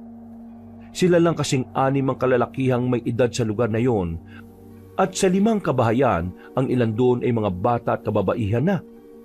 Hindi na rin muna nila ipinaalam sa iba upang maiwasan ang takot. Naganda rin ang Ginoo ng pangontra dahil kahit papaano naman ay meron siyang alam na panlaban sa aswang. Mabilis na lumipas ang oras. Pasado alas 2:30 ng madaling araw. Pagkatapos mag-usap nila Mambok, ibinalik na rin kaagad ang baril at natitirang magazine para meron din proteksyon si Jones.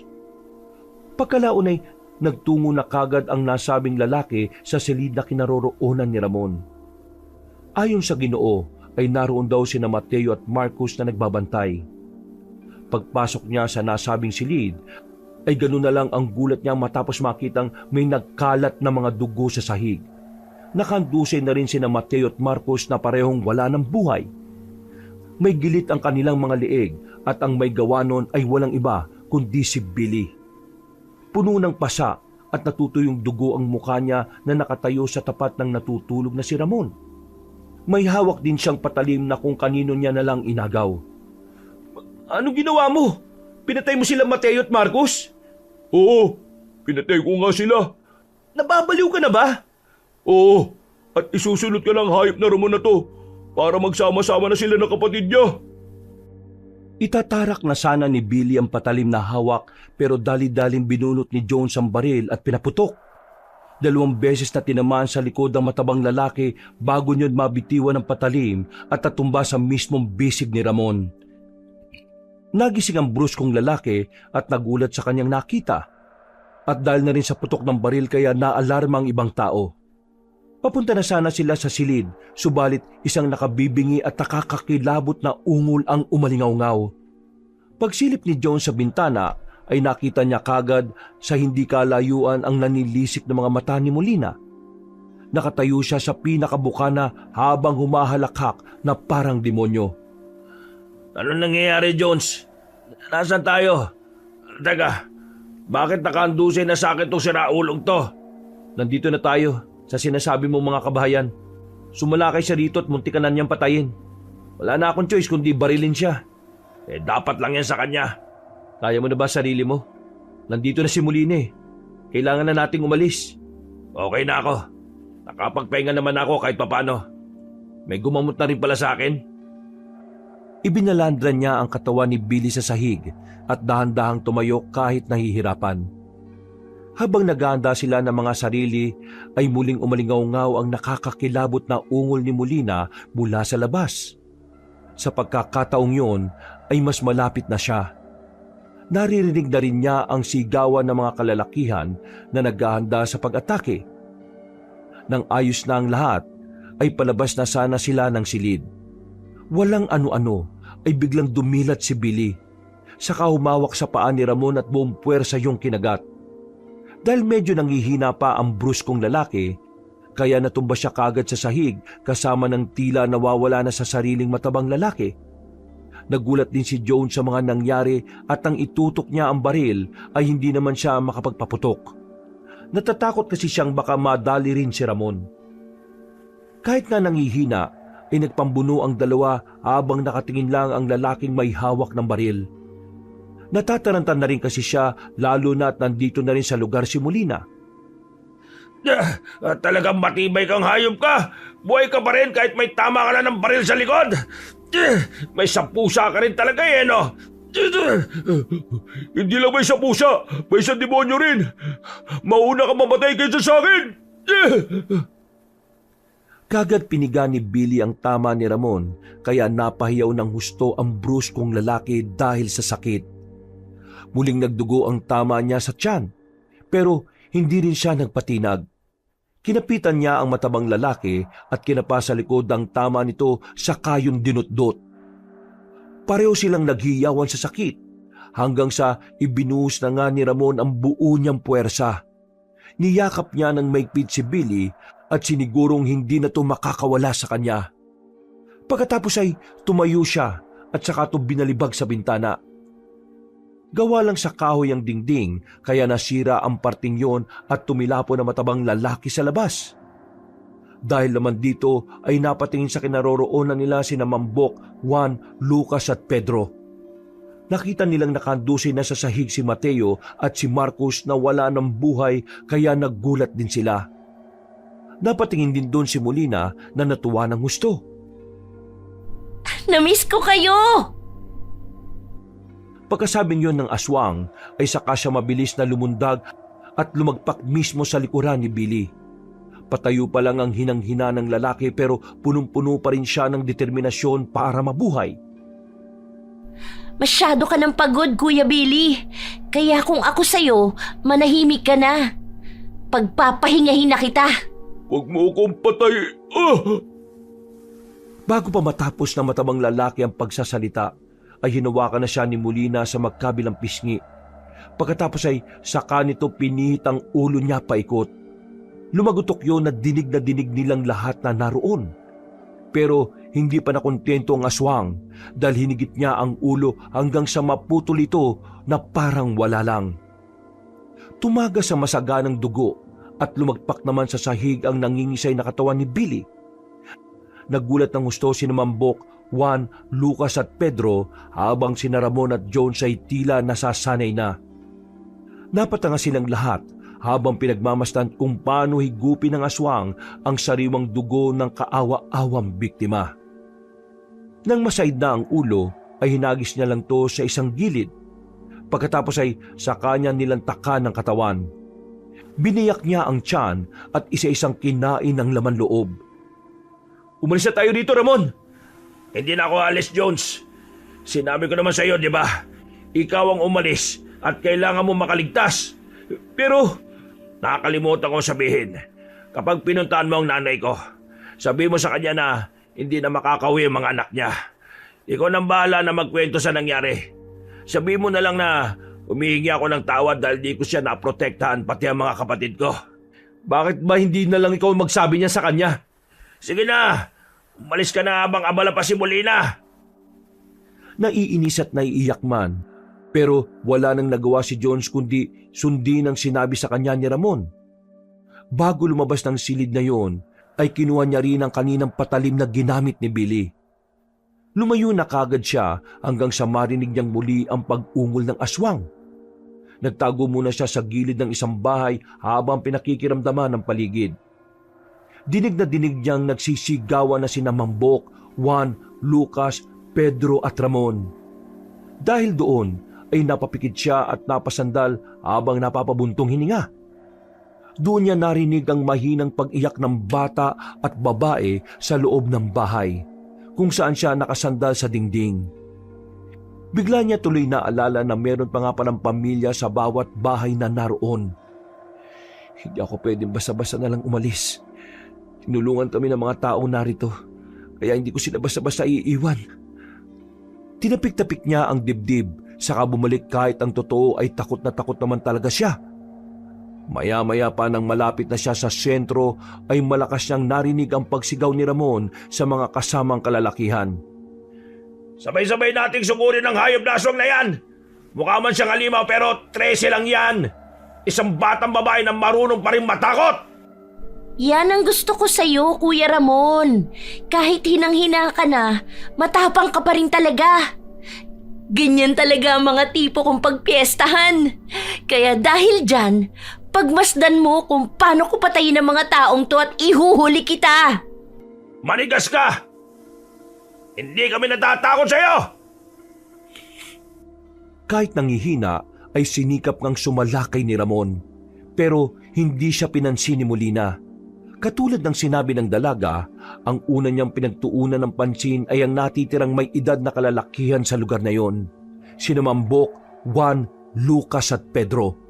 Pero dahil sa may sandata ang apat kaya hindi rin siya kaagad nakaubra.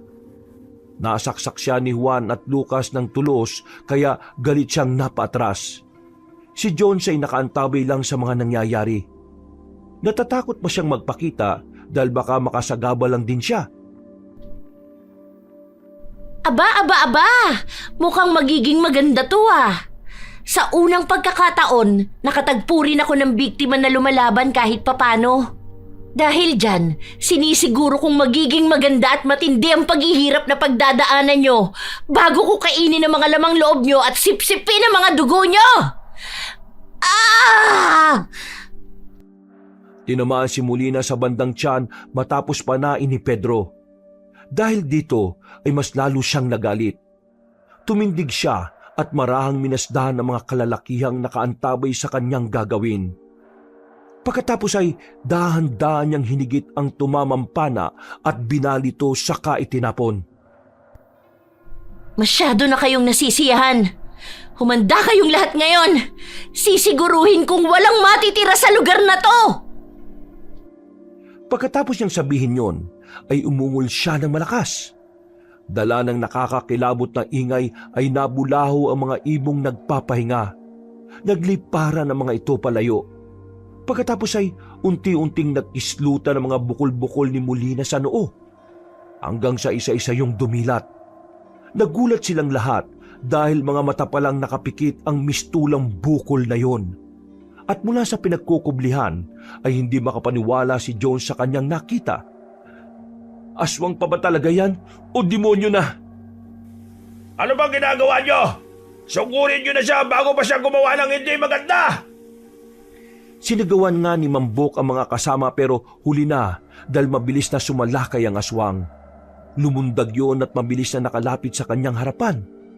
Sinubukan pa ng Ginoo na gamitin ang matalim niyang itak pero nagulat na lang siya dahil naputol na pala ang kanyang braso.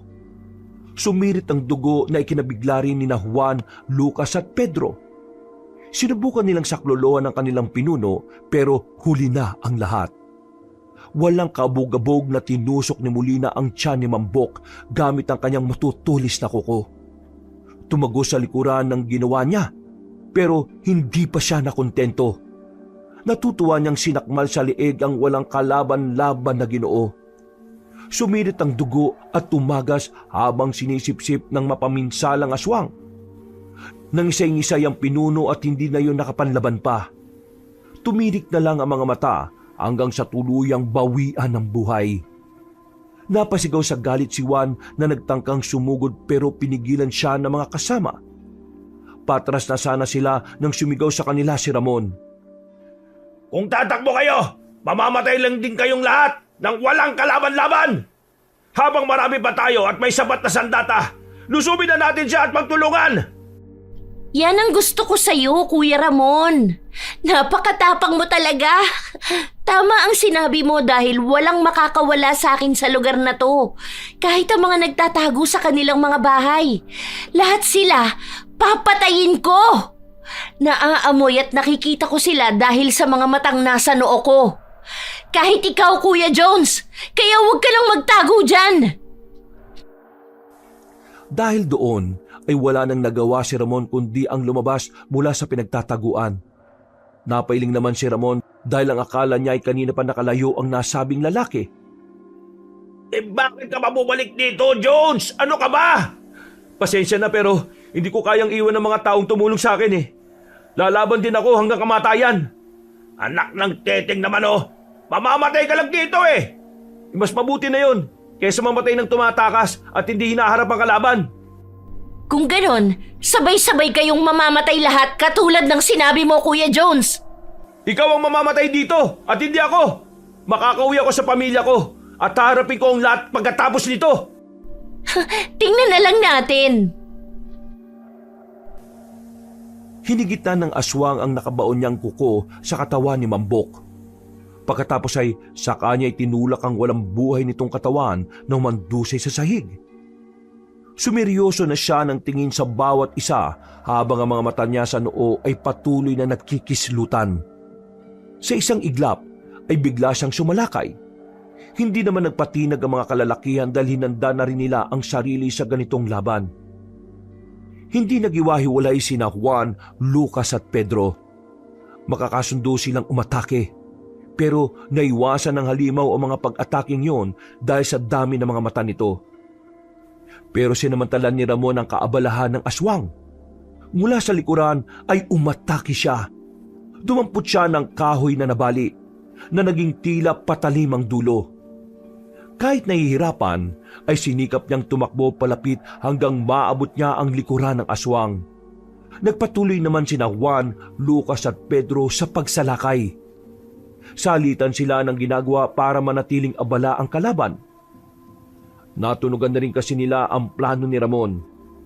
Maya-maya pa ay bubunot ng maliit na punyal si Juan. At habang may hawak pa siyang tulos, pasimple niyang ginamit ang punyal. Nakita naman to ni Molina kaya napangisi siya. Tuso ka rin ah. Sa tingin mo ba uubra sa akin yan? Ikaw na ang isusunod ko sa pinuno nyo. Gamit ang matalim na kuko ay inatake niya si Juan. Sumugod din si Lucas ng paghagis ng tulos, habang si Pedro naman ay pumana. Pero nasalag lahat yun ng halimaw. Kaya lang hindi niya napagandaan ang nasa likuran dahil wala siyang mata roon. Mamamatay ka ng aswang ka! Itong sa'yo! Yeah! Ibinuhos ni Ramon ang buo niyang puwersa at tinalak niya sa likuran ang matulis na kahoy. Bumaon yon dahilan para mapahiyaw si Molina. Pero hindi pa nakontento ang bruskong lalaki dahil mas diniinan pa niya ang pagsaksak. Yun nga lang ay nangihina na ang kanyang katawang lupa kaya dali-dali siyang nabalya ng aswang. Sa lakas noon ay tumilapon ang bruskong lalaki at tumama sa dingding ng bahay. Sa lakas ng impact ay gumuho ang nasabing bahay at nadaganan siya noon. Ramon! Habang nagkakagulo, ay dali-daling lumapit si John sa gumuhong bahay. Binungkal niya yon na parang lupa hanggang sa makita si Ramon. Duguan ang maabutan niya to kaya inalalayan niyang tumayo pero tumanggi na yon at sumandal na lang sa gilid ng nasirang poste. Ano, Ramon? Ayos ka lang ba? Mukha ba akong ayos lang? Tingnan mo nga itsura ko. Sumusuka na ako ng dugo. Nakukuha mo pang magbiro ah. Tulungan mo na sila. Kayo usap. Napabaling si John sa mga kalalakiang nakikipagtagisan sa aswang. Saktong naabutan ng pagsugod ng kalaban, mabilis nitong sinunggaban si Juan. Pero gamit ang punyal ay pinagsasasaksak niya sa mukha ang halimaw. Nagalit yon at tinampas si Juan na tumilapon at tumama sa puno. Duguan na tumayo ang nasabing lalaki at nanghihinang humawak sa gilid ng puno. Habang tinitimbang ang sarili sa pagkahilo, sumalakay na rin sina Lucas at Pedro kaya tumakbo na rin si Jones para tulungan ng mga kasama. Binunot niya ang baril at pinaputukan si Molina. Dahil sa tama na nagawa ni Ramon kanina ay bumagal ang paggalaw nito na hindi kagad nakaiwas. Tinamaan ng aswang ng bala ng baril sa dibdib. Nagalit yon at napaangil. Pagkalaon ay galit na sumugod kay Jones. Pero sumunggab sa magkabilang gilid sina Lucas at Pedro. Pareho nilang tinusok ng tulos sa tagiliran ng aswang. Sa pulsi Molina na napahiyaw ng husto. Sinubukan pa niyang kumawala pero mas diniinan pa ng dalawang lalaki ang pagkakabaon ng tulos. Mga walang ya kayo! Pakawalan niyo ako! Papatayin ko kayo! Papatayin ko kayong lahat! Wala akong ititira sa lahi niyo! Hindi pinansin ni na Lucas at Pedro ang mga sinasabi ng aswang. Mas lalo pa nilang pinahirapan yon at pagkalaon ay tumingin sila kay Jones at Sumeñas. Nang magpaputok na siya ay wala na palang bala. Dahil dito ay binunot na nga ng nasabing lalaki ang huling magasin. Habang binabalaan ng baril ay sinamantala naman to ng halimaw. Akala niyo mapapabagsak niyo ako ng basta-basta lang? Masyado niyo ako minamaliit ah! Hindi ako basta-basta mapapatay ng mga tulos-tulos lang! Sa dami ng mata na minana ko pa sa mga ninuno kong alungawan, hindi ako basta-basta lang! Mga walang iya kayo! Magbabayad kayong lahat dahil buhay niyo ang kapalit nitong ginawa niyo sa akin! Buong lakas na binali ni Molina ang tulos at pilit na kumakawala hanggang sa magawa niya. Lumundag siya patalikod para lumayo saglit, pero nagkamali siya ng galaw. Naroon na pala si Juan na hawak-hawak ang punyal niya. Magkakasunod niyang sinaksak sa likod ang aswang. Pinuntiryan niya talaga ang sugat na ginawa ni Ramon kanina. Galit na galit ang lalaki at hindi talaga tinigilan ng kalaban hanggang sa mapaluhod yun. Pero hindi rin kagad na nagpatalo si Molina. Bago pa makalapit ang iba pa, ay hinawi-hawi niya ang likuran. Natamaan ng matalim niyang kuko si Juan kaya napatras yun at nawala ng balanse.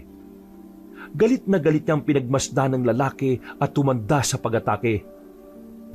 Nakakarami ka na sa akin, kaya dapat ka na ring mamahinga katulad ng pinuno mo. Mamamatay ka na rin! Eksaktong susunggab na si Molina nang biglang magkakasunod na nagpaputok si Jones. Dahil dito ay natigilan ng aswang at napaluhod. Tumagas ang napakaraming itim na dugo sa kanyang likuran. Sinamantala naman to ni Juan at pinagsasasaksak siya sa dibdib. Napaangil ang halimaw, kaya tinuloy na nito ang balak kahit nahihirapan. Walang awa niya rin pinagsasasaksak si Juan. Hindi siya tumigil hanggang sa bumulwak ang dugo sa bibig ng kaawa-awang lalaki at nawala na ito ng buhay. Sa galit ni Lucas at Pedro ay sumugod na rin sila gamit ang mga natitirang sandata. Hindi rin tumigil si John sa pagbaril hanggang sa maubos na ang natitirang bala. Hinang-hina na si Molina, kaya hindi na yun sumugod. Tumakas na siya pero hindi nila pinayagan na mangyari yun. Mabilis na kinuha ni Pedro ang natitirang palaso at pinuntirya ang aswang. Sa pulyon sa balikat at likuran kaya lalo lang nanghina habang papalayo ang aswang. Si Lucas naman ay lumundag at pinagtutusok ng tulos sa likuran hanggang sa tuluyan ng humandusay sa sahig ang aswang. Kitang-kita ang galit nila dahil sa ginawang pagpatay ng aswang sa kanilang mga kasama. Hanggang sa dahan-dahan nang lumapit si Jones. Dinampot niya ang itak ni Mambok na nadaanan niya. Pagkatapos ay hinarap niya ang nanghihinang aswang na gumagapang na lang para makatakas. Doon ay unti-unti na nga nilang nakita na bumalik na yon sa pagiging anyong dalagita. Parang awa mo na, Kuya Jones. Huwag niyo akong patayin. Tumigil ka! Ibalik niyo lang ako sa bahay at sasabihin ko kay Lolo na bayaran ka ng higit pa sa 6 na milyon. Higit pa sa 6 na milyon? Sinira mo ang van ng amo ko. Pinatay mo magkakapatid na Tulfina at pinatay mo rin ang mga taong tumulong sa akin. Kahit na dumoble o tumriple pa sa 6 na milyon ang ibabayad ng lolo mo, hindi mo na maibabalik ang mga buhay na kinuha mo. Hindi ko sinasadya yun. Epekto lang yun ng sumpa. Kung ganon, puputulin na natin ang sumpang sinasabi mo. Ipinakita niya sa dalagita ang hawak na itak. Kaya lalong nahintakutan at sinikap na gumapang ng gumapang. Maya-maya pa ay hinawakan na siya sa ulo ni Jones. Pinilit niyang manlaban pero dahil sa dami ng dugong nawala sa kanya ay hindi na niya nagawang makaalma pa. Sabi ko naman sa iyo, di ba? Hindi ako mamamatay dito. Wag! Kuya Jones, wag! Naririnig mo ba ang sarili mo? Ha? Sigurado akong ganyan din ang sinisigaw ng mga taong nabiktima mo noon. Ngayon, alam mo na ang pakiramdam ng natatakot. Alam mo na ang pakiramdam ng mga taong nagmamakaawa. Kuya Jones, bigyan niyo pa ako ng isa pang pagkakataon. Pagkatapos nito, magbabago na ako. Kilala ko mga katulad mo. Ang mga mayayamang katulad nyo, wala kayong pagbabago. Dahil sa sarili nyo lang ang mahalaga at importante para sa inyo. Kapag binuhay ka namin, siguradong babalikan mo lang kami at marami ka pang bibiktimahin. Kaya itong sagot ko sa kahit na anong pagmamakaawa mo, wala ng pangalawang tsansa para sa'yo. Tanggapin mo na ito na ang katapusan mo, Molina. Oras na para magpaalam ka sa mundong ito at harapin ang bago mong buhay sa impyerno! Hindi! Hindi! Huwag mo akong patayin! Parang awa mo na! Bago pa matapos ng dalagita ang pagsasalita, ay ginilitan na siya ng leeg ni Jones. Sumirit ang dugo sa kanyang leeg habang nangingisay siya hanggang sa unti-unti nang mabawian ng buhay.